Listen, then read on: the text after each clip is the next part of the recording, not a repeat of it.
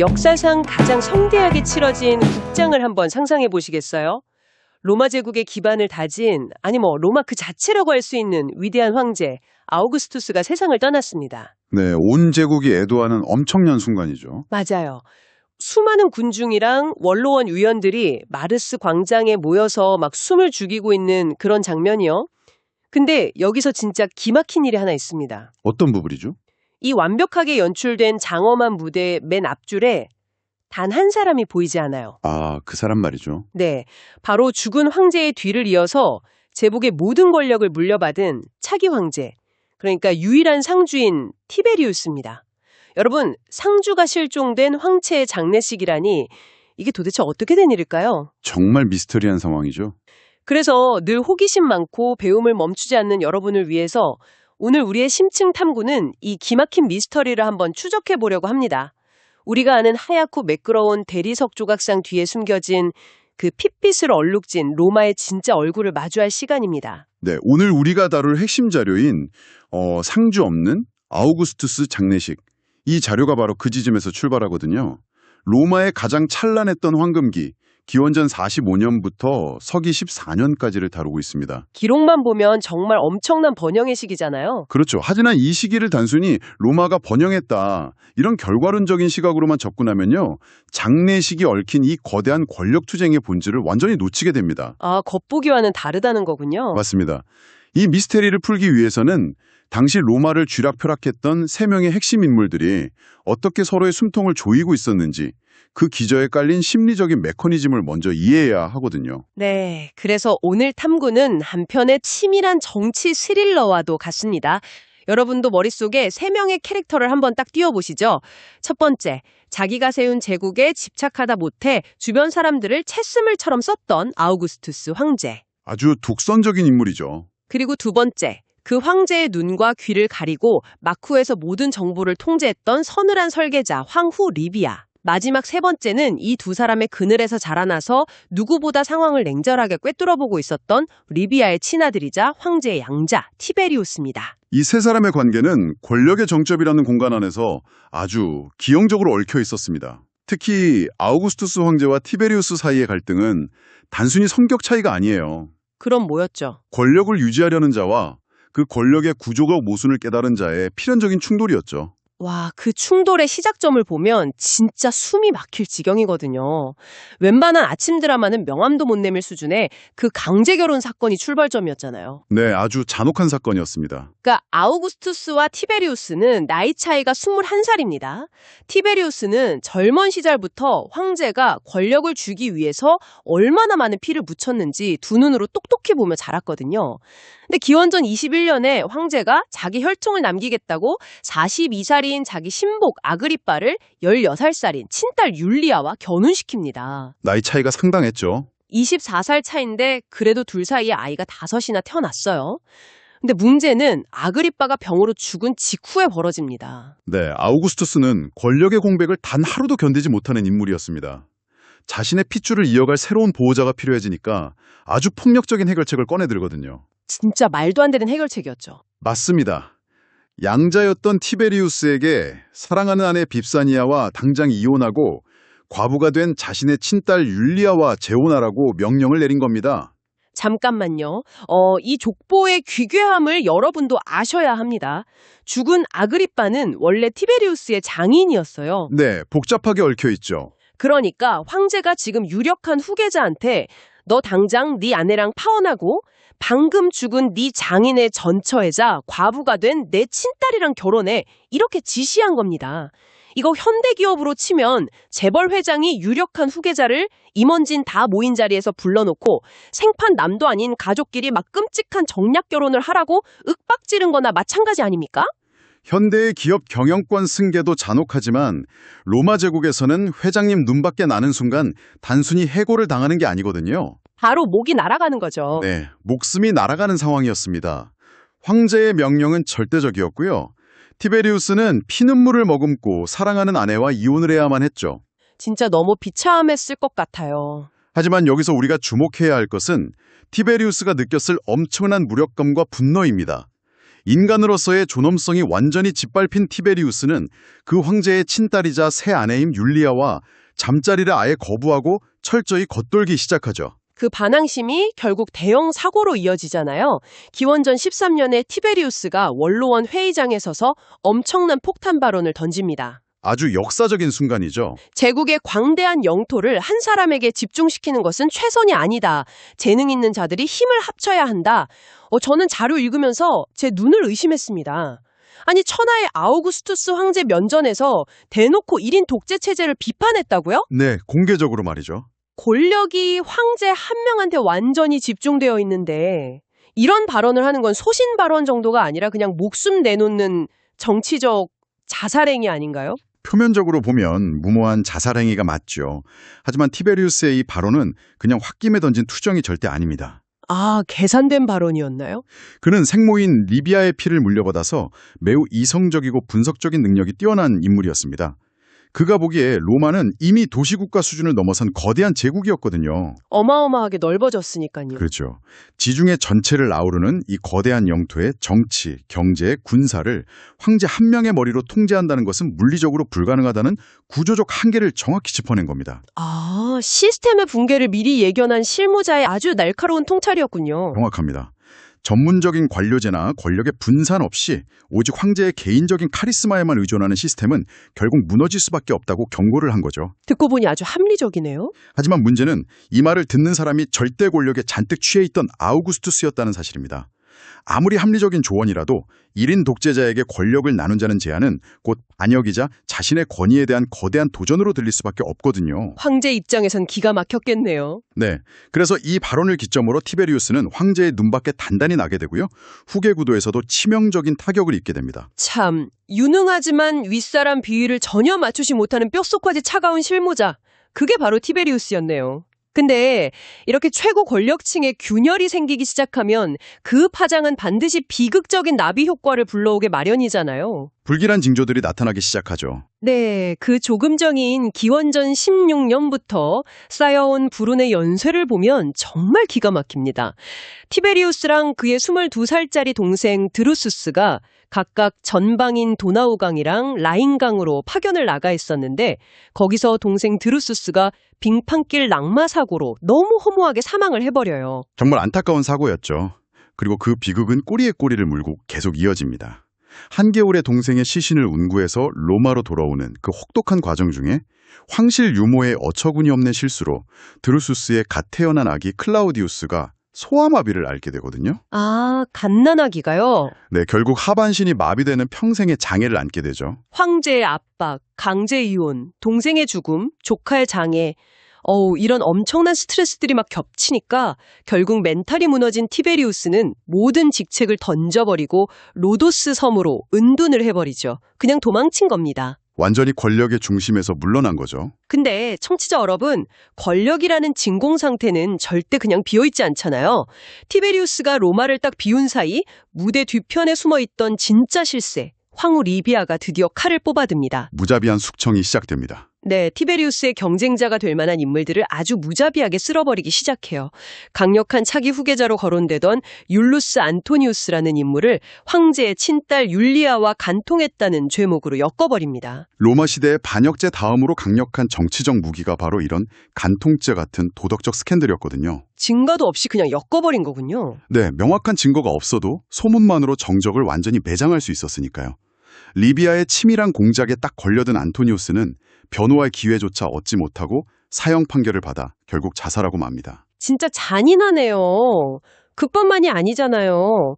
간통의 당사자로 지목된 황제의 친딸 율리아는 아주 척박한 판다타리아 섬으로 유배를 갑니다. 근데 여러분, 여기서 제가 진짜 소름 돋았던 대목이 있어요. 어떤 부분이죠? 훗날 율리아가 낳은 딸이 황제인 할아버지한테 찾아가서 우리 어머니 유배지 좀 바꿔주세요 이렇게 사정을 하잖아요? 근데 세상에 그 대단한 로마 제국의 1인자 아우구스투스가 자기 친딸이 어느 섬에 유배되어 있는지도 전혀 모르고 있었다면서요? 네, 완전히 차단되어 있었던 겁니다. 아니, 상식적으로 이해가 안 갑니다. 세상 모든 권력을 쥔 황제가 어떻게 황후가 조작한 사건을 다 믿어버리고 친딸 생사조차 모를 만큼 바보가 될 수 있는 겁니까? 그게 바로 절대 권력이 가진 치명적인 그리고 가장 무서운 취약점입니다. 현대의 관점으로 한번 설명을 해볼까요? 우리가 스마트폰으로 소셜미디어를 볼 때 알고리즘이 우리가 좋아할 만한 정보만 싹 걸러서 보여주지 않습니까? 아, 그렇죠. 내가 좋아하는 것만 보게 되죠. 이른바 필터 버블에 갇히게 되는 건데요. 황후 리비아는 아우구스투스의 완벽한 인간 알고리즘이었습니다. 황제에게 올라가는 모든 문서, 보고서, 첩보, 심지어 황제를 만나러 오는 방문객까지 리비아가 전부 통제를 했거든요. 와, 그러니까 황제는 자기가 제국 전체를 막 다 굽어보고 있다고 착각을 했지만 사실은 리비아가 편집해서 보여주는 가상현실 속의 로마만 보고 있었던 거네요. 바로 그겁니다. 리비아는 황제가 불쾌해할 정보는 차단하고 분노해야 할 정보는 엄청나게 과장해서 전달을 했죠. 친딸 율리아에 대해서도 섬에서 아주 호화롭게 휴양을 즐기면서 반성을 전혀 안 하고 있다 이런 식의 거짓 정보를 주입했을 가능성이 큽니다. 진짜 무서운 사람이네요. 권력이 한 사람에게 철저히 집중될수록 그 사람의 눈과 귀를 장악하는 문고리 권력이 실질적인 주인이 되어버리는 셈이죠. 리비아가 그 체스판의 말대를 치워버리는 솜씨를 보면 진짜 피가 얼어붙습니다. 티베리우스를 차기 황제로 만들기 위해서 아우구스투스의 핏줄들을 닥치는 대로 엮어놓잖아요. 무자비했죠. 황제의 양자이자 유력한 후계자였던 포스트무스를 무려 강간 미수범으로 조작해서 무인도로 보내버리고요.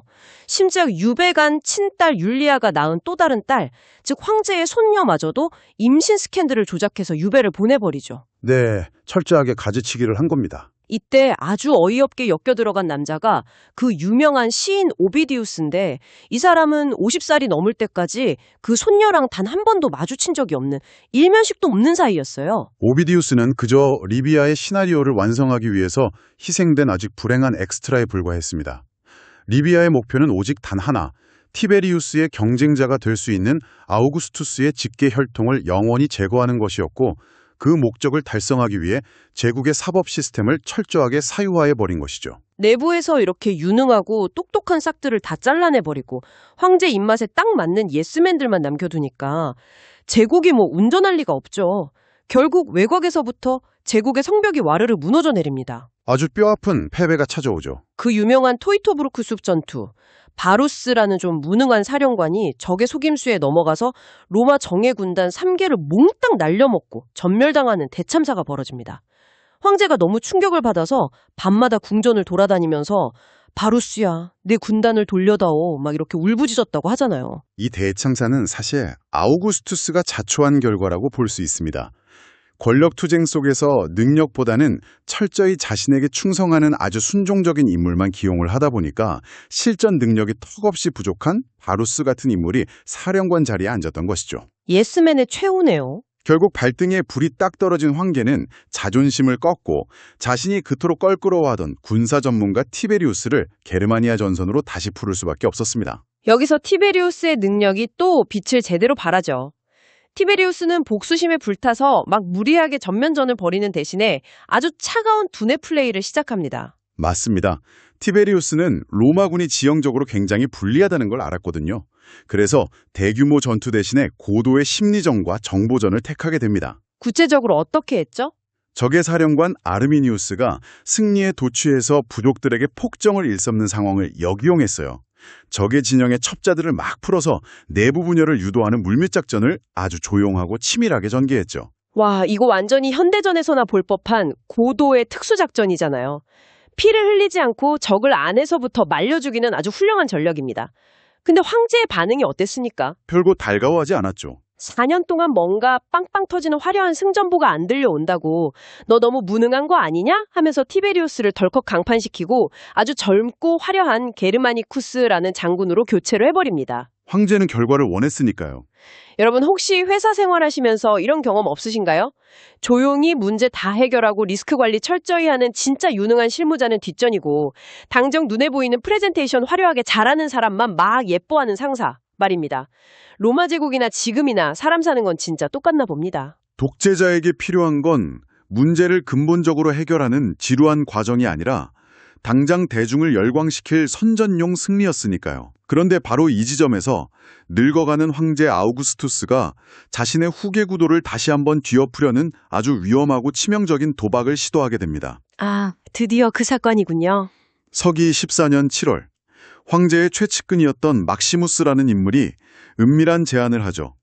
황제가 노예단 한 명만 딱 데리고 아주 작은 고깃배로 위장해서 무인도에 유배되어 있던 자신의 손자 포스트무스를 몰래 만나고 온 겁니다. 와, 76세의 노 황제가 눈에 불을 켜고 있는 황후 리비아의 감시망을 피해서 007 작전처럼 손자를 만나고 왔다. 이거 무슨 뜻입니까? 리비아가 억지로 만들어 놓은 티베리우스 승계 구도를 확 깨버리고 자기 친손자한테 다시 권력을 물려주려는 물밑 작업이 시작된 거잖아요. 이 만남이 공식 기록에 남지 않았다는 것 자체가 매우 불길한 징조입니다. 하지만 이렇게 제국의 운명을 바꿀 뻔했던 거대한 극비 프로젝트는 아주 사소하고 인간적인 실수 하나로 너무나 허무하게 산산조각이 나고 맙니다.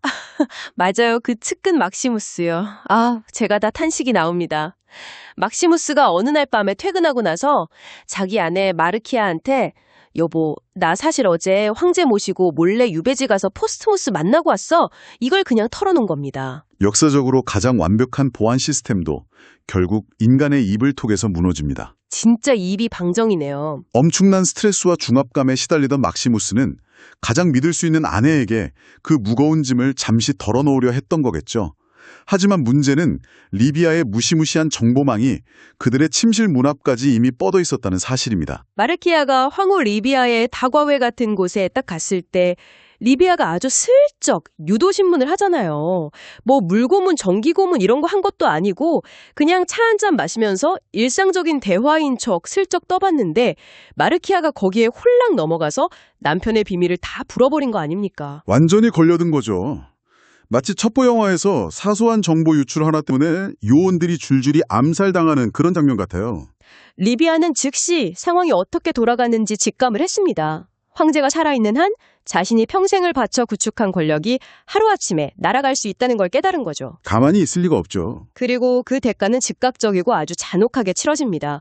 극비회동이 있은 지 불과 며칠 뒤인 7월 30일 기밀을 누설한 막시무스가 야심한 시각에 자객에게 암살당합니다. 그리고 바로 다음 날 무인도에서 할아버지가 다녀가셨으니 난 이제 곧 복권될 거야.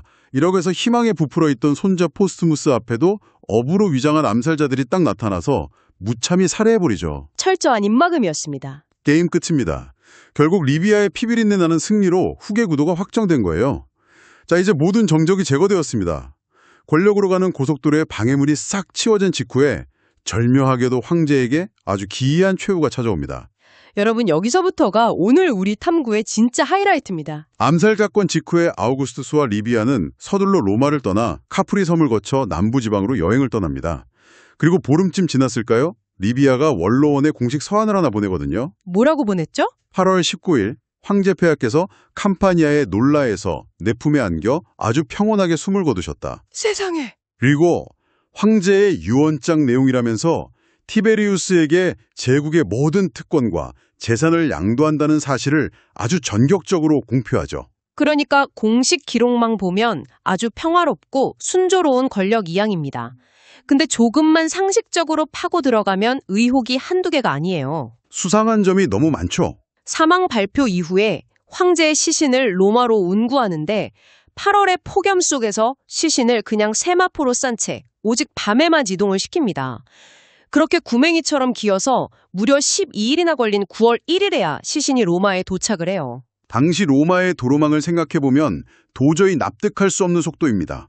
게다가 도착하자마자 마르스 광장에서 서둘러 화장을 진행해버리죠. 제 말이 그겁니다. 아니, 냉동탑차도 없던 2000년 전 이탈리아의 8월 한여름입니다. 12일 동안 상온에 방치된 시신의 상태가 도대체 어땠겠습니까? 부패 하다못해 엄청난 악취가 진동을 했을 텐데 이건 상식적으로 누군가가 황제의 정확한 사망 시점과 사인을 감추기 위해서 일부러 시신이 훼손되도록 시간을 질질 끈 거 아닙니까? 율리우스력을 근거로 날짜와 이동거리를 교차 검증해본 현대학자들의 분석도 꽤 일치합니다. 이건 철저히 조작된 장례 절차였습니다. 리비아에게는 시간이 필요했거든요. 무슨 시간이요? 황제가 사망했다는 소식이 퍼지기 전에 각 군단의 지휘관들을 통제하고 국가재정을 장악하고 반대파들을 억누르기 위해 아직 살아있는 황제의 이름과 도장이 필요했던 겁니다. 12일이라는 시간은 황제의 부패해가는 시신을 인질로 삼아서 리비아가 차기 권력으로의 승계 작업을 완벽하게 세팅하기 위해 벌어들인 골든타임이었던 것이죠. 와, 남편의 썩어가는 시신을 옆에 두고 그 모든 정치적 계산을 마쳤다니 진짜 소름이 돋습니다. 근데 여러분, 이 모든 완벽한 조작극의 피날레에 아주 가장 큰 구멍이 하나 딱 뚫려 있었습니다. 드디어 첫 질문으로 돌아왔네요. 네. 이 장례식을 진두지휘하고 영정사진을 들어야 할 차기 권력자 티베리우스의 모습이 로마 그 어디에도 없었다는 겁니다. 변방의 사령관들에게 알리지 않은 건 모 보안 때문이라 쳐도 모든 권력을 통째로 물려받은 상주가 불참한 국장이라네요. 맞습니다. 티베리우스의 불참은 결코 일정상의 착오나 우연이 아닙니다. 이 지점에서 우리는 역사의 표면 아래에 숨겨진 진실을 추론해야만 하거든요. 황제의 조금, 시신 훼손을 방치한 시간 끌기, 그리고 사라진 상주. 이 세 가지 퍼즐 조각이요? 네, 이 퍼즐 조각들은 이 장례식이 애도를 위한 의식이 아니라 피로 얼룩진 권력 승계의 마무리 작업이었음을 명백히 증명하는 겁니다. 오늘 우리가 파헤친 이 로마의 역사는 결코 박물관의 대리석처럼 눈부시고 찬란하지 않았습니다. 치밀한 음모, 인간성을 상실한 핏빛 숙청, 그리고 권력을 위해 조작된 아주 기괴한 장례식으로 점철된 흑역사였죠. 우리가 너무도 당연하게 받아들이는 승리자들의 완벽한 역사 뒤에는 항상 누군가에 의해 잔혹하게 편집되고 통제된 진실이 숨어 있다는 사실을 절대 잊지 말아야겠습니다. 역사는 기록을 남긴 자, 그리고 그 기록의 유통을 철저히 통제한 자의 시선으로 쓰이기 마련이니까요. 리비아의 그 거대한 기획 속에서 로마의 운명은 완벽하게 다른 궤도에 올라탔습니다. 자, 오늘 심층 탐구를 마무리하면서 여러분께 아주 도발적인 화두를 하나 딱 던지고 싶습니다. 오늘 직접 다루지는 않았지만 모든 정황을 돌아봤을 때 정말 소름 돋게 떠오르는 가설이 하나 있거든요. 흥미없네요. 만약 그 냉철하고 머리 좋은 티베리우스가 처음부터 모든 진실을 알고 있었다면 어떨까요? 아우구스투스의 조작된 죽음, 어머니 리비아가 자신의 경쟁자들을 도륙한 그 끔찍한 암살 시나리오를 전부 꿰뚫어보고 있었다면 말입니다. 티베리우스는 어머니가 만들어준 그 피 묻은 왕관식의 들러리로 서서 범죄의 공범이 되기 싫었던 건 아닐까요? 아주 날카로운 추론입니다. 그래서 핑계를 대고 스스로 황제의 장례식을 보이콧해버린 것이라면요. 이 더러운 총극에 내 이름은 올리지 않겠다라면서 말이죠. 그는 과연 후대 역사가들이 기록한 대로 권력에 미친 냉혹한 괴물이었을까요? 아니면 핏빛 광기로 물들어가는 황실에서 끝까지 인간으로서의 이성을 일치하려 발버둥 쳤던 유일하게 제정신인 생존자였을까요? 처음 말씀드렸던 그 매끄러운 대리석 조각상의 서늘한 이면을 한번 상상해 보시기 바랍니다. 오늘 밤 여러분이 직접 로마의 배심원이 되어서 그 답을 내려보시죠. 다음 시간에도 여러분의 뇌를 깨울 흥미로운 탐구로 돌아오겠습니다.